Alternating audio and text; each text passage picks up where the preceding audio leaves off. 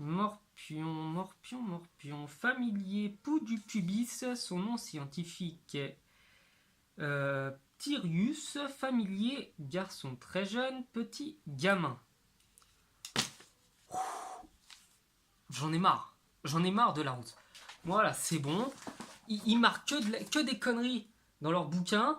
Comme quoi, Morpion, ce serait soi-disant... Quoi? Qu'est-ce que j'entends? Un pou? N'importe quoi. Donc là, aujourd'hui, je suis assez remonté contre eux et j'ai décidé de rétablir la vérité. Donc en vous parlant de la véritable histoire de ce mot, hein, parce que je ne comprends pas comment d'horribles chenapans peuvent continuer à vendre des bouquins et enseigner ça à des enfants. Donc cette histoire est très facile à comprendre. C'était au cours de la bataille d'Alésia en -52 entre Napoléon et César, hein, qui se battaient.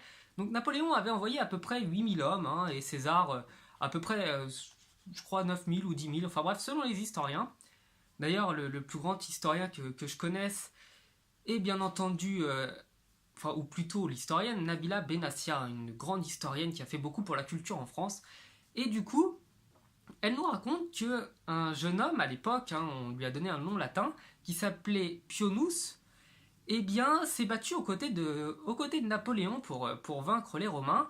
Et malencontreusement, cet homme a été assassiné, hein, tout simplement, parce que voilà, on sait comment ça se passait, les batailles au Moyen-Âge, hein, il y a eu beaucoup de morts.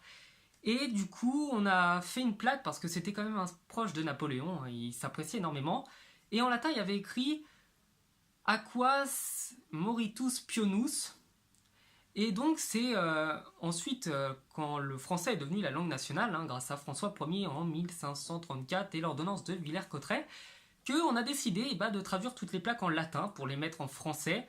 Donc certaines ont été conservées, comme celle-ci qui se trouve actuellement à Londres, donc au musée du Louvre.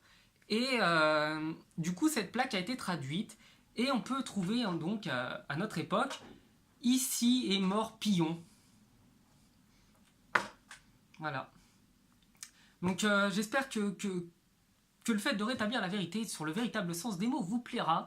Et je vous dis à bientôt pour de nouvelles explications. Ciao!